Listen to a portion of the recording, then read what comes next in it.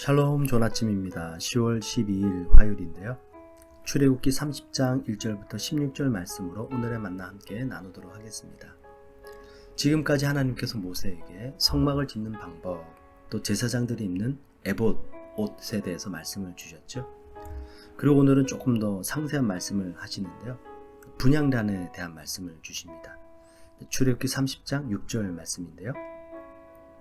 그 제단은 분향단을 의미합니다. 그 제단을 증거궤 위 속죄소 맞은편 곧 증거궤 앞에 있는 휘장 밖에 두라. 그 속죄소는 내가 너와 만날 곳이며. 증거궤는 다른 말로 언약궤라고도 하죠. 그리고 그 증거궤를 덮고 있는 윗부분이 바로 속죄소가 됩니다. 그러니 이 증거궤와 속죄소는 하나로 생각하시면 될 것 같아요. 이 증거궤와 속죄소가 어디에 있습니까?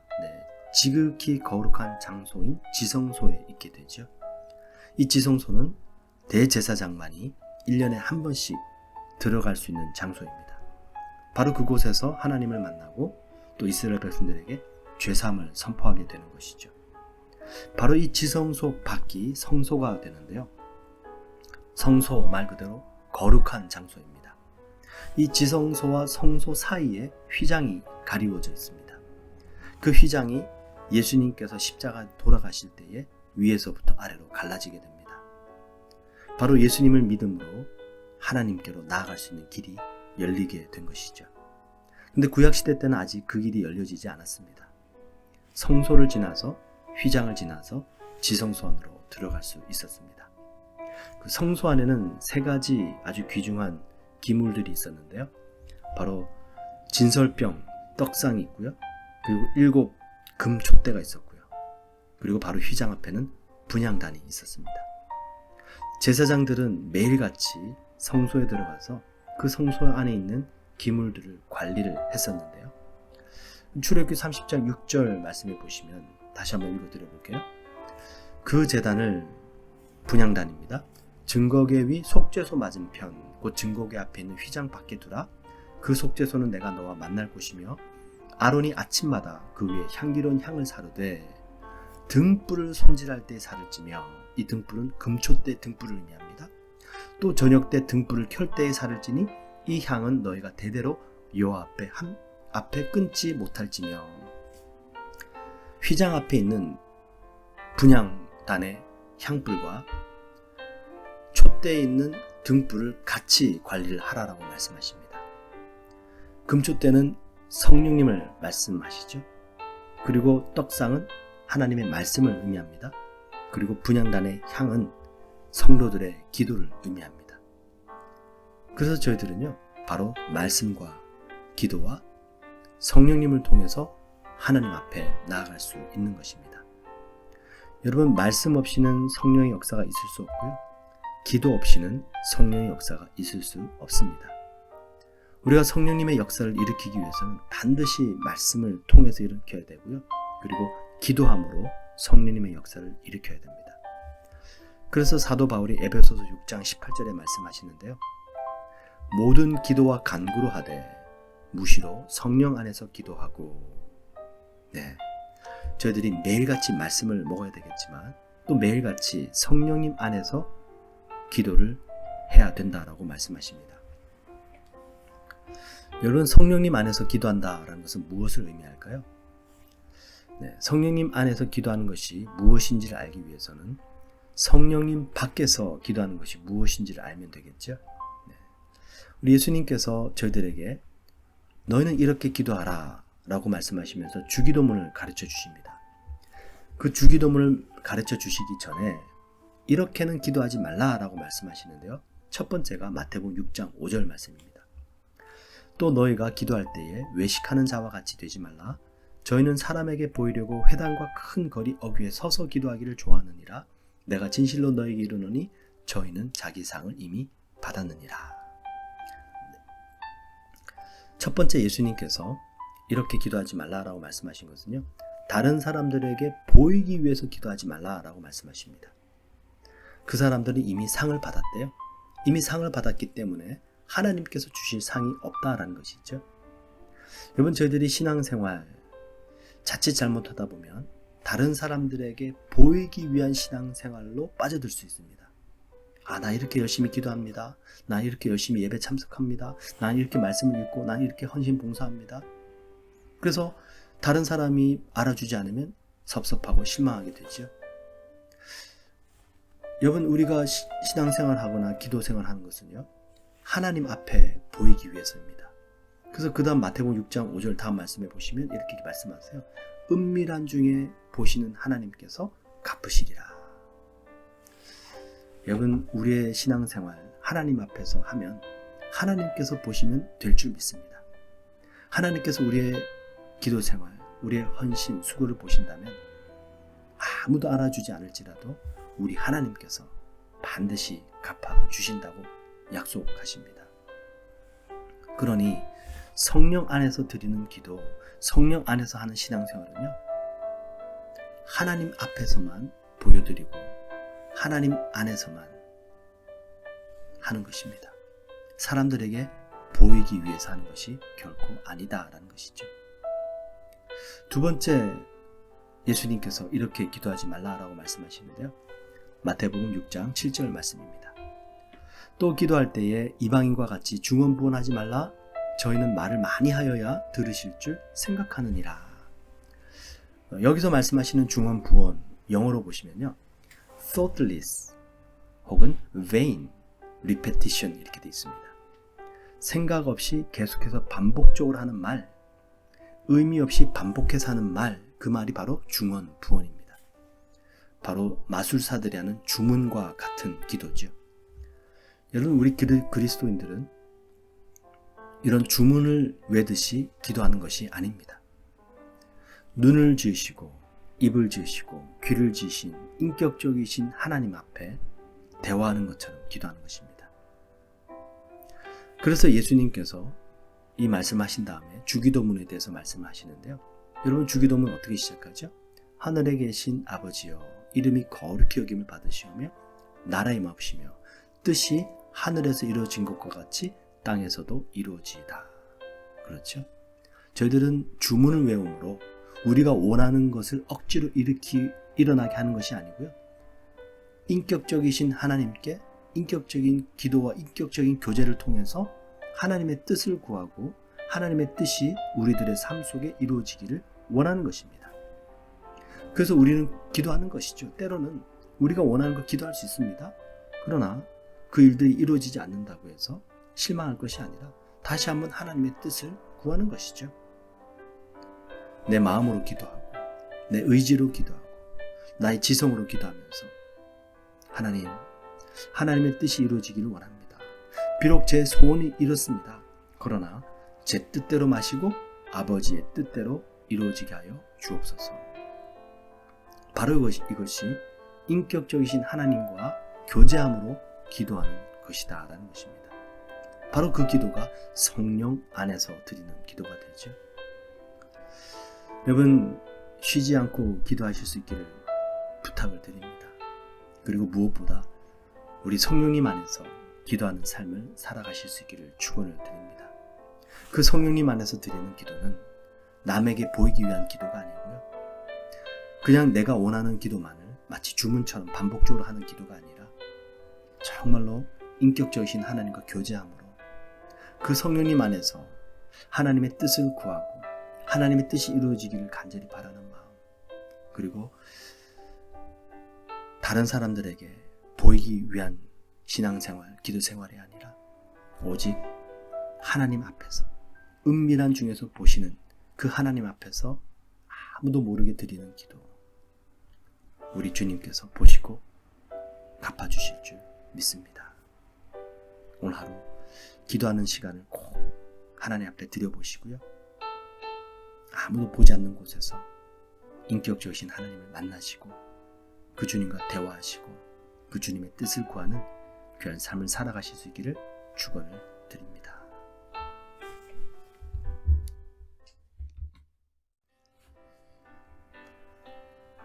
샬롬, 좋은 아침입니다. 10월 13일 수요일인데요. 출애굽기 30장 17절부터 38절 말씀으로 오늘의 만나 함께 나누도록 하겠습니다. 어제 말씀에서는 분향단에 관한 말씀을 주셨는데요. 분향단에서 피우는 이 향이 위로 올라가지 않습니까? 그것처럼 우리들의 기도가 하나님께 올라간다라고 해서 이 향은 기도를 의미한다고 말씀을 드렸는데요. 오늘 본문 말씀에서는 물두멍과 향유에 관한 말씀을 주고 있습니다. 먼저 물두멍에 관한 말씀, 우리 출애굽기 30장 18절부터 21절 말씀인데요.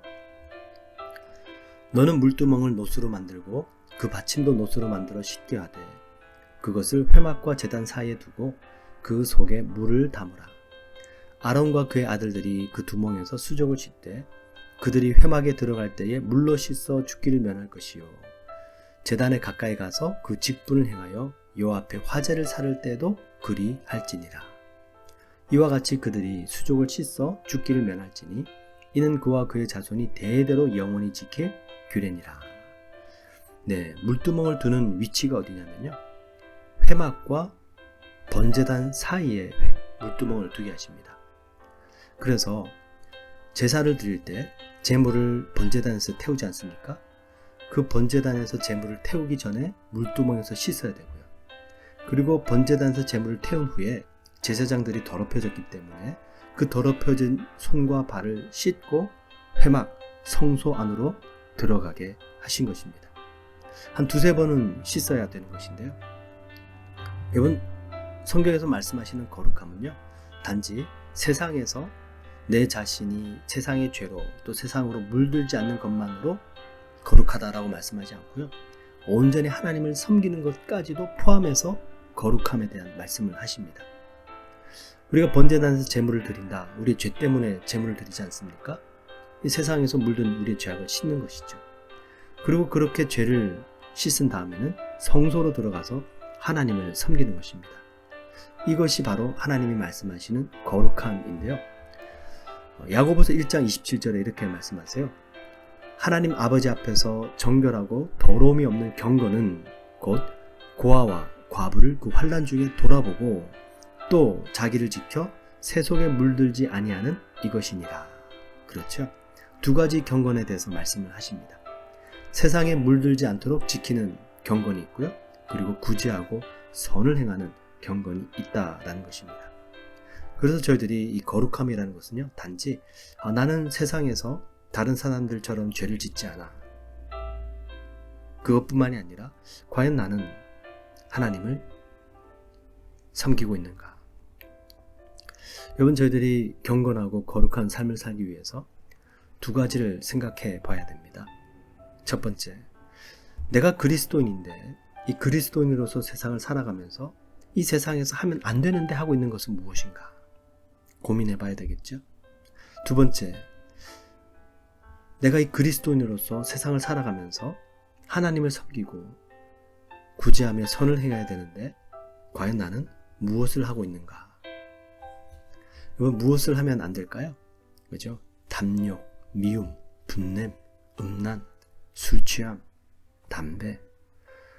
요즘 캐나다 같은 경우는 그죠? 여러 가지 이 카나비 이런 것까지도 허락을 하고 있습니다. 우리 그리스도인들은 결코 그런 것을 탐닉해서는 안 됩니다. 뿐만 아니라 가십, 그죠? 분명히 성경은 그런 것들을 하지 말라라고 말씀하십니다. 아무리 세상 사람들이 할지라도요, 우리는 그 세상 사람들과 구분된 삶을 살아야 될 줄 믿습니다. 또 더 나아가서 무엇을 하면서 살아가야 될까요? 그죠? 예수님께서 말씀하셨죠. 너희도 이제 너희들의 이웃만 자꾸만 찾지 말고 누군가의 이웃이 되어 주어라 말씀하십니다. 바로 선한 사마리아인 운동입니다. 여러분, 저희들이 이렇게 거룩한 삶을 살아가야 되는 중요한 이유가 있는데요. 거룩함은 결코 거룩한 모양이 아닙니다. 하나님께서 저희들에게 계속해서 거룩한 삶을 살라고 말씀하시는 이유는요, 그 거룩함에는 하나님의 능력이 나타나기 때문에 그렇습니다. 야고보서에서 말씀하시는데요, 야고보서 5장 16절입니다. 이러므로 너희 죄를 서로 고하며 병낫기를 위하여 서로 기도하라. 의인의 기도는 역사하는 힘이 많으니라. 그렇죠. 의인의 기도, 거룩한 사람의 기도, 역사하는 힘이 많다고 말씀하십니다. 그러면서 엘리야를 말씀하시는데요, 엘리야는 우리와 성정이 같은 사람이로되 저가 비 오지 않기를 간절히 기도한즉 3년 6개월 동안 땅에 비가 오지 아니하고 다시 기도한즉 하늘이 비를 주고 땅이 열매를 내었느니라. 하나님이 거룩하시기 때문에 하나님께서는요, 그 거룩한 사람을 통해서 역사하신다고 말씀하시는 것입니다. 엘리야는 우리와 똑같은 사람이었지만 하나님의 말씀을 따라 하나님의 일들을 감당했던 선지자였습니다. 그래서 하나님께서는 그 엘리야도 특별한 사람이 아니라 우리와 똑같은 사람이었지만 거룩한 삶을 살아서 하나님의 능력을 나타내는 통로가 되었다라고 말씀하시면서요, 경건의 모양은 있지만 경건의 능력은 부인하는 그런 사람이 아니라 정말로 경건한 삶을 살아가면서 하나님의 능력을 나타내는 경건한 사람이 되라고 말씀을 하고 계십니다. 여러분, 이 물두멍은 노스로 만들어졌죠. 이 노스는요, 광야 생활할 때 이스라엘 백성들이 썼던 거울이었습니다. 바로 그 거울을 들여서 물두멍을 만든 것입니다. 여러분, 거울을 봐야지 우리 자신의 더러움을 발견할 수 있지 않습니까?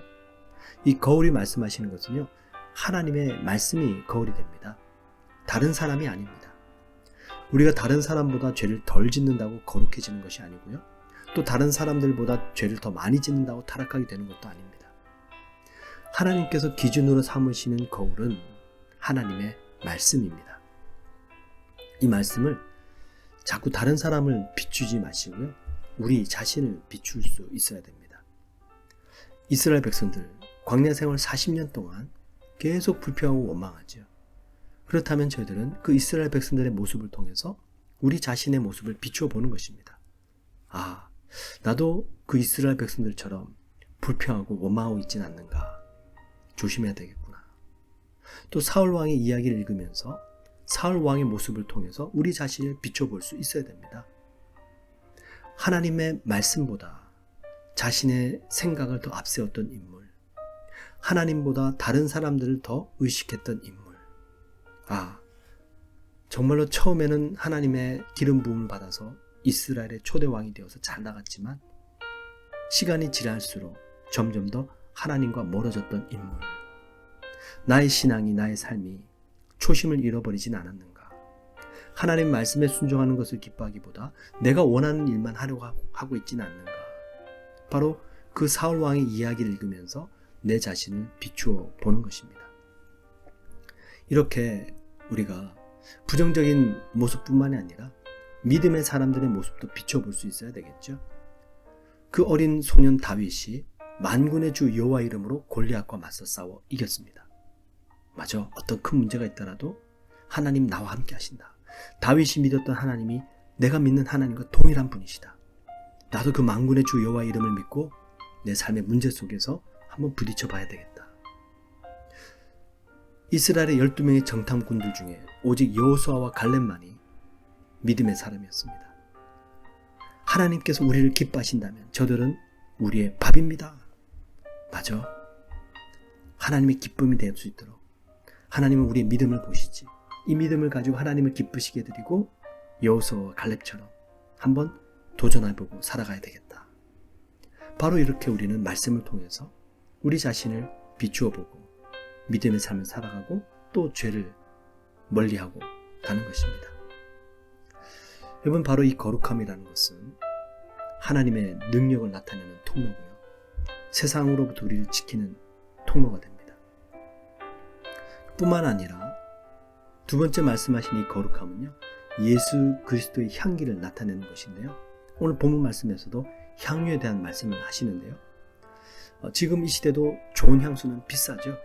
과거에는 더 비쌌겠지만 그 분향할 때 쓰는 향은 아주 좋은 최고의 상품의 향품을 쓰라고 말씀하십니다.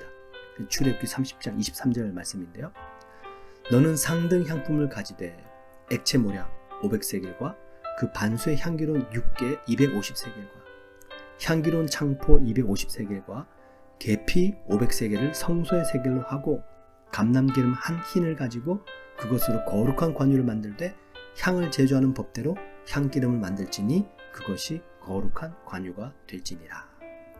첫 번째 향유는요, 성소와 지성소 안에 있는 기물들을 정결하게 하는데 바르는데 사용되어졌습니다. 그리고 또 두 번째 향유를 만들라고 말씀하시는데요. 그 두 번째 향유는 지성소 안에 있는 증거궤 앞에 두라고 말씀하세요. 출애굽기 30장 34절입니다. 여호와께서 모세에게 이르시되 너는 소합향과 나감향과 풍자향의 향품을 가져다가 그 향품에 썩되 각기 같은 분량으로 하고 그것으로 향을 만들되 향 만드는 법대로 만들고 그것에 소금을 쳐서 성결하게 하고 그 향 얼마를 곱겠지요. 내가 너와 만날 회막 안 증거궤 앞에 두라. 이 향은 너희에게 지극히 거룩하니라. 내가 여호와를 위하여 만들 향은 거룩한 것이니 너희를 위하여는 그 방법대로 만들지 말라. 냄새를 맡으려고 이 같은 것을 만드는 자는 그 백성 중에서 끊어지리라. 하나님께서 향유를 만들라고 하셨는데요. 그 향유를 만들고 보니까 냄새가 너무 좋겠죠. 그 사람들이 본인들 몸에 뿌리고 싶은 겁니다. 근데 하나님께서는 그렇게 하지 말라라고 말씀하세요. 하나님의 냄새와 우리 사람들에게서 나는 냄새를 정확하게 구분하라 말씀하십니다. 그리고 이 향유는 아주 최고급 품질로 된 향유를 쓰라고 말씀하시죠. 이 향유를 만드는 방법, 또 향유를 사용하는 방법을 통해서 한 가지 깨닫게 되는 아주 중요한 영적인 법칙이 있는데요. 우리 그리스도인들이 어떻게 이 세상을 살아가면서 그리스도의 향기를 발할 수 있을까? 여러분, 관대함과 절제입니다. 우리가 하나님을 섬기고 하나님을 위해서 또 다른 사람들 위해서는 관대해도 괜찮습니다. 그리고 우리 자신을 위해서 또 세상에 대해서는 절제함이 필요하다라는 것이죠. 바로 이 관대함과 절제함을 통해서 우리는 그리스도인의 향기를 이 세상 속에서 나타낼 수 있게 되는 것입니다. 때로는 우리들이 그럴 수 있죠. 하나님에 대해서는 인색한데 우리 자신에 대해서는 너무나도 관대할 때가 있습니다. 그것은 어떻게 보면 세상 사람들과 똑같은 모습으로 살아가는 것이죠. 제 모습이 그랬습니다. 지금도 분명히 그런 모습이 있고요. 여러분 혹시 쇼핑할 때 지갑 속에 20불 넣고 갈 때 어떤 생각이 드십니까? 지갑 속에 20불짜리 현금이 있을 때 그때 쇼핑하러 가면요. 사실 그 20불짜리는 정말 얼마 되지 않습니다. 사용할 데가 없죠. 그런데 교회에서 헌금을 드려야 되는데 지갑 속에 20불짜리만 있습니다. 혹시 5불짜리, 10불짜리를 찾아보신 기억이 있으신가요? 저는 그랬습니다. 부끄럽지만 그때 깨달아지더라고요. 야, 쇼핑할 때는 20불이 너무나도 적은 가치였는데 하나님 앞에 헌금을 드리려고 하니까 20불이 참 많게 느껴지는구나. 하나님에 대해서는 인색한데 내 자신에 대해서는 너무나도 관대한 것이죠. 여러분, 저희들이 하나님 앞에 관대하고요. 또 다른 사람들에 대해서 관대하고 또 세상에 대해서 우리 자신에 대해서는 절제하는 모습, 하나님께서 우리의 삶을 통해서 그리스도의 향기가 뿜어져 나올 수 있도록 역사하실 줄 믿습니다. 여러분, 오해하지 마십시오. 제가 지금 재물, 물질에 대해서 말씀을 드리는 것이 결코 아닙니다. 우리의 마음의 상태라는 것이죠. 하나님의 은혜를 우리가 얼마만큼 받는가, 그 받은 은혜에 대해서 우리가 얼마만큼 감사하면서 살아가고 있는가라는 것입니다. 여러분, 하나님에 대하여 관대한 사람, 또 내 자신에 대해서, 세상에 대해서는 절제할 수 있는 사람, 하나님께서 우리를 통해서 그리스도의 향기가 나타나게 하실 줄 믿습니다. 그래서 거룩함이라는 것은요, 하나님의 능력을 나타내는 길이 되고요. 거룩함은 우리 주 예수 그리스도의 향기를 우리의 삶 속에서 나타내는 아주 중요한 통로가 됩니다. 이 거룩한 삶을 우리가 살아가기 원합니다.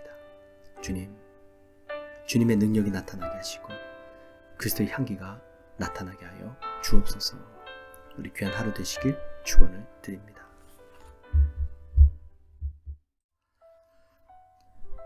샬롬, 좋은 아침입니다. 10월 14일 목요일인데요. 출애굽기 31장 1절부터 18절 말씀으로 오늘의 만나 함께 나누도록 하겠습니다. 오늘 본문 말씀은 성막을 만드는 과정을 말씀하신 후에 마지막 결론에 해당하는 말씀인데요. 하나님께서 성막과 그 성막에 들어가는 기물들을 어떻게 만들 것인지에 대해서 아주 상세하게 말씀을 해 주셨습니다. 이제 남은 것은 그것을 어떻게 만드는가 하는 일인데요. 지금까지는 설계도에 관한 말씀이었다면 오늘 마지막 본문 말씀은 그 설계도를 따라 실제로 어떻게 건축해야 되는지를 말씀하고 계십니다. 여러분, 설계도를 따라 건축해 나갈 때 필요한 것이 두 가지가 있는데요. 첫 번째가 바로 지혜입니다. 오늘 본문 출애굽기 31장 1절부터 6절 말씀에서 그 지혜에 대해서 말씀을 하시는데요. 여호와께서 모세에게 말씀하여 이르시되 내가 유다 지파 훌의 손자요 우리의 아들인 브살레를 지명하여 부르고 하나님의 영을 그에게 충만하게 하여 지혜와 총명과 지식과 여러 가지 재주로 정교한 일을 연구하여 금과 은과 노스로 만들게 하며 보석을 깎아 물리며 여러 가지 기술로 나무를 새겨 만들게 하리라. 그렇습니다. 지혜와 총명과 지식, 여러 가지 재주로 정교한 일을 연구하여 하나님께서 주시는 지혜와 또 재주를 또 연구해서 성막을 만들게 하시겠다 말씀하시죠. 그리고 또 출애굽기 31장 6절 말씀에도 보시면요. 내가 또 단 지파 아히사막의 아들 오홀리압을 세워 그와 함께하게 하며 지혜로운 마음이 있는 모든 자에게 내가 지혜를 주어 그들이 내가 내게 명령한 것을 다 만들게 할지니. 그렇습니다. 지혜로운 마음이 있는 자들, 또 하나님께서 함께 하셔서 그 모든 것들을 다 만들 수 있도록 하시겠다고 말씀하십니다. 성막을 만들 때 어떤 기술이 필요하겠습니까? 그죠? 보석을 깎는 기술, 도금하는 기술, 또 재료들을 여러 가지로 잘 연결하고 또 붙이는 기술, 이런 기술들이 다 지혜에 필요한 것이 아니겠습니까? 여러분, 설계도가 있고 재료가 있다고 다 만들 수 있는 것은 결코 아닙니다. 혹시 아이키아에서 가구를 구입해서 조립해 보셨나요? 네. 설계도가 있고요, 재료가 다 있습니다. 그런데 어떤 때 보면은 가끔 잘못 조립을 해서 때로는 망치기도 하고요. 또 다 만들었는데 이 아구가 맞지도 않을 때가 있을 때가 있죠. 어떤 순서를 빼먹는다든지 혹은 그 재료의 방향을 잘못 맞춘다든지 아주 사소한 실수를 했는데 그 사소한 실수 때문에 완성하지 못하는 경우들이 생기더라라는 것입니다. 또 건축 설계사와 건축 시공사의 차이도 있습니다. 설계사가 아무리 멋있게 설계를 했을지라도요, 시공사에서 그 설계대로 지을 수 없는 경우가 생겨요. 시공사가 실력이 안 되는 경우도 있지만 집안이나 건물이 그 설계대로 지을 수 있는 여건이 안 되는 경우들이 있습니다. 자, 그럴 때 이 설계사의 설계도는 다시 조정을 해야 되는 것이죠. 보십시오. 우리가 설계도가 있고요, 재료가 있다고 해서 무조건 지을 수 있는 것이 아닙니다. 반드시 지혜가 필요합니다. 여러분, 저희들의 인생의 설계도는 무엇이죠? 네, 하나님의 말씀입니다. 우리 인생의 설계도는 하나님의 말씀이고요. 또 우리 인생을 만드는 재료는 무엇일까요? 네, 그 재료는 우리 자신입니다. 우리의 몸, 시간, 재능, 또 여러 사람들과의 관계, 또 내가 가진 소유, 이런 모든 것들이 우리 인생의 재료들이 된다는 것이죠. 이 재료들을 사용해서 하나님의 말씀에 순종하는 삶을 살아야 되는데 어떤 사람들은요, 설계도 없이 사는 사람들이 있습니다. 설계도를 따라가지 않고요, 자기 마음대로 사는 것이죠. 그리고 또 어떤 사람들은 재료만 열심히 준비하는 사람들도 있어요. 마치 그 재료가 삶의 목적이 되는 것처럼. 여러분, 저희들은 하나님의 말씀, 인생의 설계도를 가지고요, 또 저희들에게 주어진 인생의 재료들, 우리의 시간, 소유, 나의 재능을 가지고요, 정말로 무너지지 않는 인생의 집을 지어야 될 줄 믿습니다. 그 인생의 집을 짓기 위해서 필요한 것이 바로 지혜라는 것입니다. 오늘 출애굽기 31장 6절 말씀에도 다시 한번 읽어드리면요. 내가 또 단 지파 아히사막의 아들 오홀리압을 세워 그와 함께하며 지혜로운 마음이 있는 모든 자에게 내가 지혜를 주어 그들이 내가 내게 명령한 것을 다 만들게 할지니. 여러분, 지혜라는 것은 결국에는요, 하나님과 함께하는 것을 의미합니다. 네, 또 요셉 이야기를 드려야 되겠는데요. 요셉이 형들에게 애굽으로 노예로 팔려가지 않습니까? 만약에 요셉이 형들에 대한 원망으로 세월을 보냈다면 어떻게 됐을까요? 아버지 야곱 밑에서 한 번도 일을 해보지 않았던 막내 요셉, 그 힘든 노예의 신분이 되었을 때 자신의 과거의 삶을 그리워하고 자신은 노예로 살 사람이 아닌데 노예로 살게 되었다고 하면서 신세 타령만 했다면 어떻게 됐을까요? 결코 애굽의 국무총리가 되지 못했을 것입니다. 요셉이 억울하게 누명을 쓰고 감옥에 갔을 때 그 억울함 때문에 분을 내고 원망하고 만약에 자신의 삶을 함부로 살았더라면 어떻게 되었을까요? 결코 국무총리가 되지 못했을 것입니다. 요셉은요, 자신이 어디에 있든지 어떤 상황이 있든지 항상 하나님께서 자신과 함께 하신다는 것을 믿었습니다. 그 믿음을 가지고 어떤 상황에서든지 최선을 다하는 삶을 살았죠. 그때 하나님께서 주시는 지혜가 있었고요. 결국에는 사람들로부터 인정받고 나라를 다스리는 총리의 자리까지 오를 수 있게 된 것입니다. 여러분, 하나님께서는 모든 사람들에게 인생의 설계도인 말씀을 주셨습니다. 이 말씀을 결코 우리가 소홀히 해서는 안 되겠습니다. 그리고 조금씩 차이는 있지만 하나님께서는요, 모든 사람들에게 재료를 주셨습니다. 그 재료는 시간, 재능, 또 우리의 소유, 나의 자신입니다. 어떤 사람들은 그 재료를 가지고 신세한탄하는 사람이 있고요. 다른 사람을 원망하면서 그 재료들을 허비하는 사람들도 있습니다. 또 아까 말씀드린 것처럼 어떤 사람들은 마치 그 재료를 준비하는 일이 인생의 목적인 것처럼 그 재료만 열심히 준비하는 사람들도 있습니다.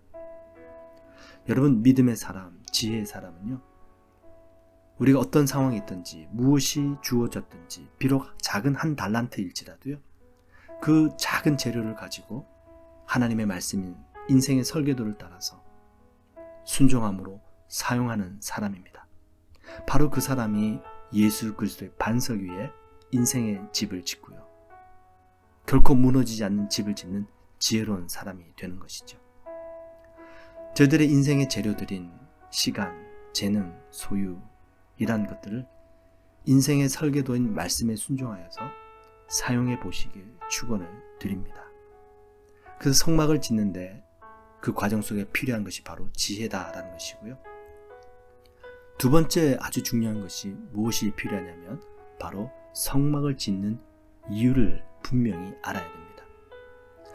오늘 본문 출애굽기 31장 12절부터 17절까지는요, 안식일에 관한 말씀인데요.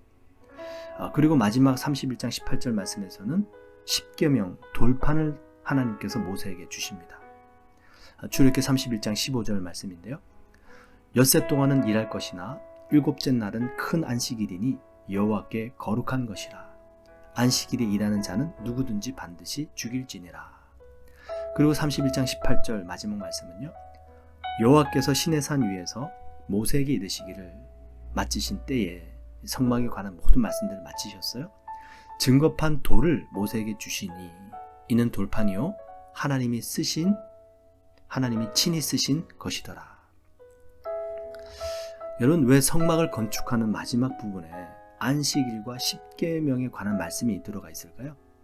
분명히 이미 앞에서 하나님께서는 이 모든 안식일에 관한 말씀과 십계명에 관한 말씀들을 하셨습니다.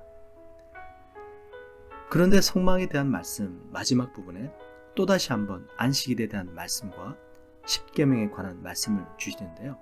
그 이유는 성막을 짓는 이유, 성막의 의미는요, 성막에서만 드리는 제사를 제사로만 생각하지 말고 일상생활 속에서 살아가는 삶 역시도 하나님께 드려지는 제사가 될 수 있도록 살아가라라는 의미입니다. 한 주는 자기 마음대로 살다가 제삿날에 성막에 와서 제사 드릴 때만 하나님 생각하고 거룩하게 제사를 드리는 것이 아니라 하나님의 백성들은 하나님의 그 모든 삶 전체가 매일매일의 삶이 하나님께 드려지는 제사가 되고 순종하는 삶을 살라라는 것입니다. 그래서 안식일에 대한 말씀과 십계명에 관한 말씀을 이 성막을 짓는 마지막 부분에 다시 한번 넣은 것이죠. 하나님께서 모세를 바로에게 보내시면서 이렇게 말하라고 말씀하셨어요. 출애굽할 때입니다. 출애굽기 7장 16절 말씀인데요. 그에게 이르기를, 바로에게 이르기를, 히브리 사람의 하나님 여호와께서 나 모세를 바로 왕에게 보내 이르시되 내 백성을 보내라. 그들이 이스라엘 백성들이 광야에서 나를 섬길 것이라. 이번 광야에서 나를 섬길 것이니라. 이 말씀은요, 나의 백성들이 나를 예배할 것이다 라는 뜻입니다. 그렇다면 하나님께서 이스라엘 백성들을 애굽 땅에서 구원해 주신 이유는요, 바로 하나님을 예배하도록 하기 위해서라는 것이죠. 그렇다면 이 시대에 예수 그리스도를 믿고 구원을 받아 하나님의 백성이 된 저희들도 마찬가지입니다. 구원받은 주의 백성들의 삶의 목적이 뭐냐면 바로 예배입니다. 주일날 교회에서 드리는 예배와 일상생활 속에서 우리가 일을 하면서 우리의 삶을 예배로 드리는 것, 바로 이것이 삶의 목적입니다. 여러분, 세상 일은 예배와 절대로 구분되지 않습니다. 저희들은 세상 일을 할 때도 하나님께 예배하는 것처럼 일하고요. 또 예배 드릴 때는 세상 일을 하는 것처럼 열심히 예배를 드려야 됩니다. 세상 일은 열심히 하는데 예배를 소홀히 한다든지, 예배는 열심히 드리는데 세상의 일은 무의미하게 여기든지, 이것은 결코 하나님 말씀의 가르침이 아닙니다. 저희들이 보이는 성전이 있는가 하면 보이지 않는 성전이 있습니다. 둘 다 열심히 지어야 될 줄 믿습니다. 보이는 성전, 주일날 교회 와서 예배를 열심히 드려야 되겠죠. 보이지 않는 성전, 우리 6일간의 삶을 하나님을 예배하듯이 열심히 살아야 될 줄 믿습니다. 우리들의 삶의 목적이 하나님을 예배하는 것이다라는 것을 깨달을 때에 저희들은 저희들에게 주어진 재료를 가지고 하나님의 말씀의 설교들을 따라 살아갈 수 있게 되는 것입니다. 바로 그때 우리 하나님께서 요셉과 같은 축복을 허락하실 줄 믿습니다. 세 명의 벽돌공의 이야기 들어보셨을 겁니다. 첫 번째 사람은 돈을 벌기 위해서, 먹고 살기 위해서 벽돌을 열심히 날랐습니다. 두 번째 사람은 그냥 윗사람이 시키니까 아무 생각 없이 시키는 대로 일을 하느라 벽돌을 나르고 있습니다. 세 번째 사람은 벽돌을 나르면서 자신이 나르는 이 벽돌이 근사하게 지어지는 성전의 한 부분이 된다고 생각하면서 벽돌을 나르고 있었습니다. 어떤 사람이 가장 행복한 사람일까요? 그렇죠. 마지막 세 번째 사람, 본인이 나르는 벽돌을 통해서 근사한 성전이 지어질 것을 생각하며 일하는 사람, 이 사람은 이미 그 마음에 복을 받은 사람입니다. 그러니 그 사람의 마음에 이미 복을 받았기 때문에 그 사람을 통해서는요, 하나님이 주시는 놀라운 복된 상황들이 만들어지겠죠. 성경은 말씀하십니다. 사랑하는 자여, 내 영혼이 잘되고 범사가 잘되고 강건하게 되기를 원하노라. 여러분, 마음에 복을 받은 사람이 바로 지혜로운 사람이고요. 그 마음에 복을 받은 사람은 인생의 설계도를 따라 반석 위에 집을 세우는 사람인 줄 믿습니다. 오늘 하루도 우리는 보이지 않는 성전을 짓는 사람들입니다. 우리에게 주어진 재료를 가지고 인생의 설계도인 말씀을 따라 순종함으로 멋있게 집을 지어 가시고요.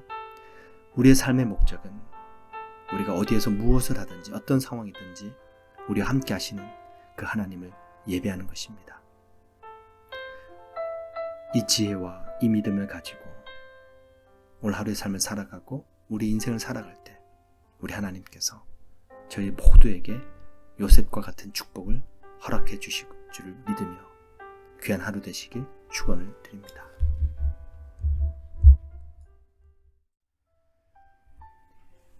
샬롬, 좋은 아침입니다. 10월 15일 금요일인데요. 출애굽기 32장 1절부터 14절 말씀으로 오늘의 만나 함께 나누도록 하겠습니다. 여러분, 창세기, 출애굽기, 레위기, 민수기, 신명기는요, 모세가 썼기 때문에 모세오경이라고 그러는데요. 하나님께서 모세에게 말씀을 주신 것이죠. 이 모든 말씀들은 하나님께서 모세에게 시내산 정상에서 하신 말씀들입니다. 그래서 어제까지의 말씀을 보셔도요, 하나님께서 모세에게 이스라엘 백성들에게 전하라고 말씀하시면서 여러 가지 율법들, 또 제사법, 그리고 성막을 만드는 방법까지 상세하게 말씀을 주셨습니다. 이제 그 모세는 말씀을 하나님께로부터 받아서 이제 산으로 내려와야 되는데요. 그 사이에 산 밑에서 이스라엘 백성들은 금송아지를 만들고 우상을 섬기게 되죠. 자, 그 내용이 오늘 본문 말씀인데요. 출애굽기 32장 1절부터 6절 말씀입니다. 백성이 모세가 산에서 내려오미 더딤을 보고 모여 백성이 아론에게 이르러 말하되 일어나라, 우리를 위하여 우리를 인도할 신을 만들라.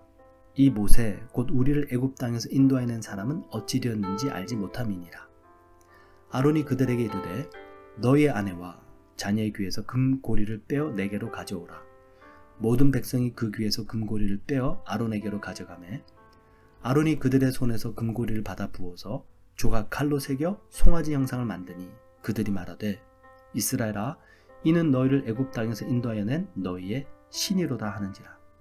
아론이 보고 그 앞에 제단을 쌓고 이에 아론이 공파에 이르되 내일은 여호와의 절일이니라 하니 이튿날에 그들이 일찍 일어나 번제를 드리며 화목제를 드리고 백성이 앉아서 먹고 마시며 일어나서 뛰어 놀더라.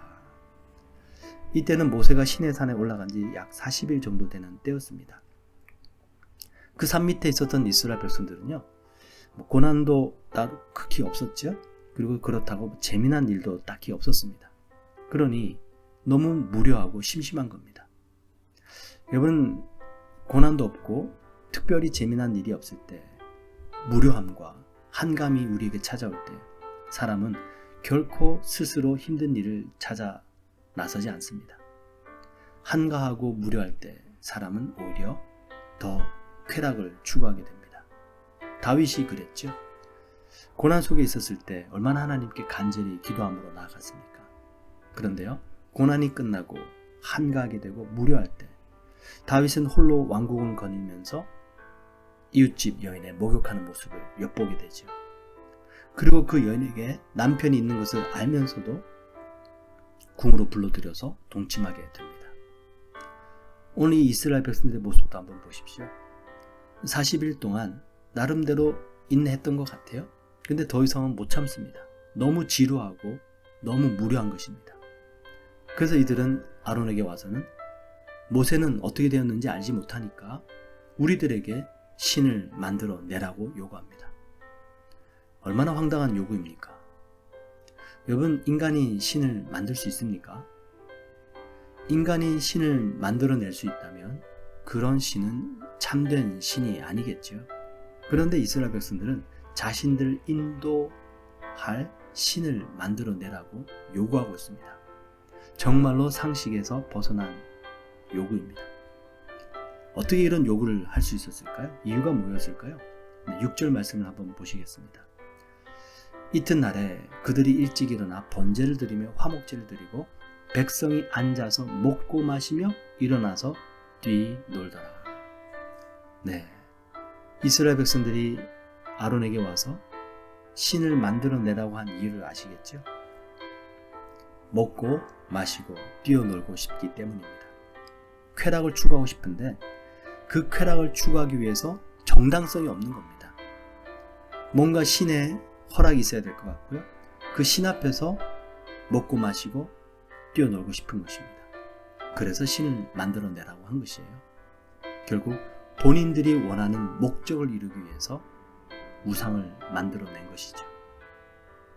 여러분, 그래서 우상 숭배는요, 정말로 신을 섬기는 것이 아니라 결국에는 우리 자신을 섬기는 것입니다.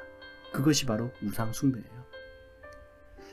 이렇게 자신들이 추구하고자 하는 쾌락을 위해서 우상을 만들어낸 이스라엘 백성들, 하나님께서 모세하고 말씀하시다가 깜짝 놀라십니다.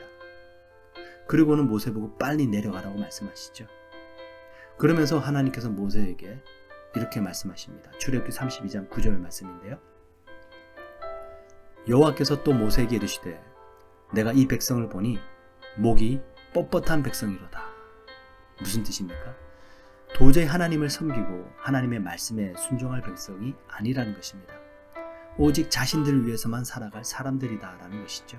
그래서 목이 뻣뻣한 백성이다 말씀하십니다. 이 백성들에게 하나님이 진노하십니다. 그리고 이렇게 말씀하세요. 그런즉 내가 하는 대로 두라. 내가 그들에게 진노하여 그들을 진멸하고 너를 큰 나라가 되게 하리라. 하나님께서 너무 화가 나셨습니다. 그렇게 하나님께서 이스라엘 백성들을 구원해 주시고 인도해 주셨건만 그들은 금송아지를 신이라고 섬기고 그 앞에서 먹고 마시며 뛰놀고 쾌락을 추구하고 있습니다. 하나님께서 엄청나게 진노하셔서 이들을 다 멸하고 모세를 통해서 새로운 나라를 세우시겠다고 말씀하십니다. 근데 여러분 이 10절 말씀을 가만히 읽는데요. 정말 이 하나님의 진노하심 그리고 하나님께서 이스라엘 백성들을 완전히 멸해버리고 모세를 통해서 새로운 나라를 세우시겠다고 하신 말씀이 정말 하나님의 본심이실까? 어쩌면 아닐 수 있지 않을까? 감히 한번 그런 생각을 하게 되는데요. 그 근거가 뭐냐면 10절 말씀을 가만히 읽어보시면요. 그런즉 내가 하는 대로 두라 라고 하나님께서 모세에게 말씀하세요. 이 말씀을 저희들 인간의 말로 다시 표현하자면 이런 것이에요. 모세야, 나 말리지 마라. 나 쟤네들 그냥 가만히 안 둘 거야. 이 말씀이에요. 여러분, 하나님은 전능하신 분이십니다. 그리고 지금 이스라엘 백성들은 범죄하였어요. 그럼 하나님은 당연히 진노하심으로 그들을 심판하실 수 있으시죠. 그리고 심판하시면 됩니다.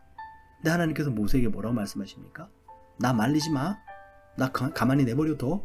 라고 말씀하십니다. 우리 학창시절 때 친구들끼리 그랬어요. 야, 니네들 오늘 나 말리지 마. 나 오늘 사고 친다.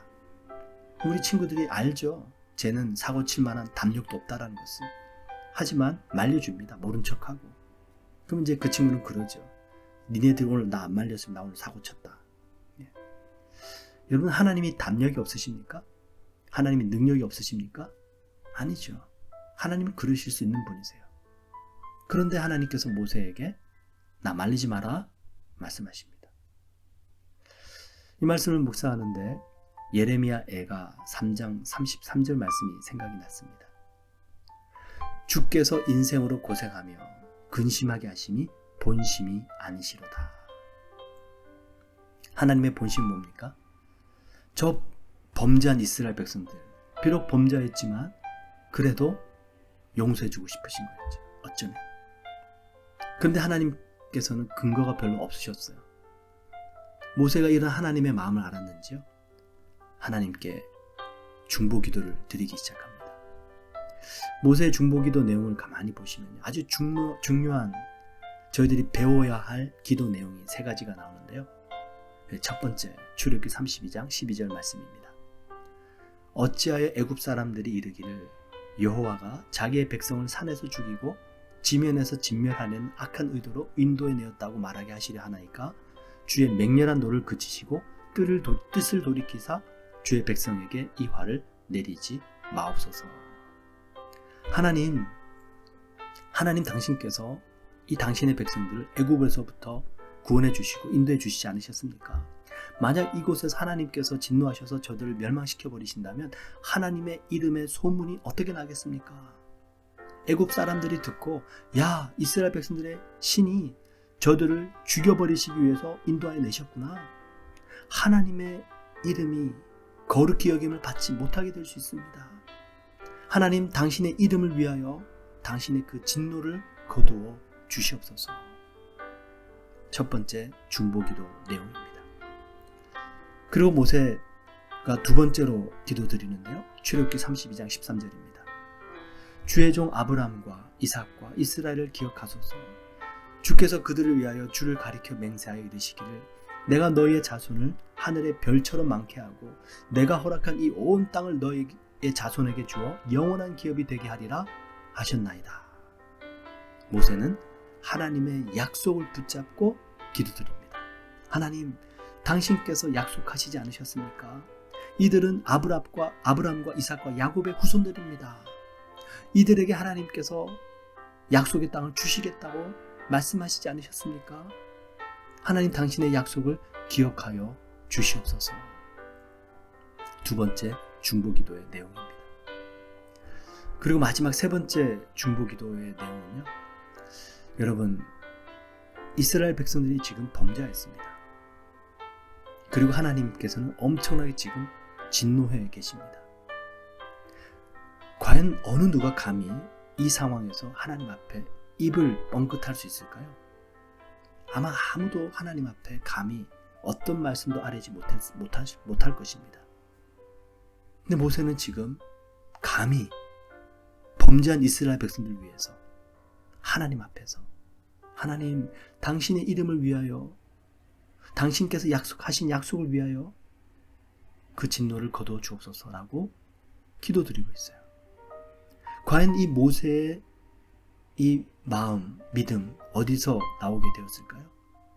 바로 하나님의 자비하심입니다. 모세는 이 하나님의 선하심과 자비하심에 대해서 너무나도 잘 알고 그것을 확실하게 믿어드렸던 것 같아요. 그래서 그 하나님의 자비하심을 근거로 이런 기도를 드릴 수가 있었던 것입니다. 여러분, 우리 하나님은 정말로 우상숭배를 싫어하십니다. 죄를 미워하세요. 그리고 질투하시는 하나님이십니다. 그러나 우리 하나님은 자비하심이 한량이 없으십니다. 모세는 바로 이 하나님의 자비하심을 믿고 하나님의 이름을 위하여 하나님의 약속을 붙잡고 기도를 드렸습니다. 그랬더니 오늘 본문 마지막 말씀에 이렇게 말씀하시죠. 여호와께서 뜻을 돌이키사 말씀하신 화를 그 백성에게 내리지 아니하시니라. 여러분, 저희들의 기도가 우리 하나님의 마음을 헤아려 드리는 기도가 되기 원합니다. 그래서 하나님, 당신의 그 자비하심을 믿습니다. 진노 중에라도 긍휼을 베풀어 주시옵소서. 하나님, 당신의 백성들을 기억하여 주시고 잃어버린 영혼들을 기억하여 주시고 당신의 이름이 거룩히 여김을 받으실 수 있도록, 이 땅에 당신의 이름이 높임을 받으실 수 있도록 구원을 베풀어 주시옵소서. 우리 주 예수 그리스도를 통하여 약속하신 그 모든 뜻이 이루어지게 하여 주옵소서. 오늘 말씀을 통해서 저희들이 정말로 추구해야 될 삶은 쾌락이 아니라 또 우리 자신이 원하는 목적을 이루기 위해서 하나님을 믿는 것이 아니라 정말로 하나님의 이름이 거룩히 여김을 받으시고 하나님의 뜻이, 하나님의 약속이 이루어지기를 바라고 또 하나님의 자비하심과 긍휼하심을 믿으면서 기도하고 하나님만을 의지하면서 살아갈 수 있기를 원합니다. 그리고 저희들이 모세와 같이 그 하나님의 자비하심을 믿으면서 하나님 앞에 또 다른 많은 사람들이 구원을 받을 수 있도록 기도드리는 중보자의 삶을 살아갈 수 있기를 간절히 소원하며 축원을 드립니다.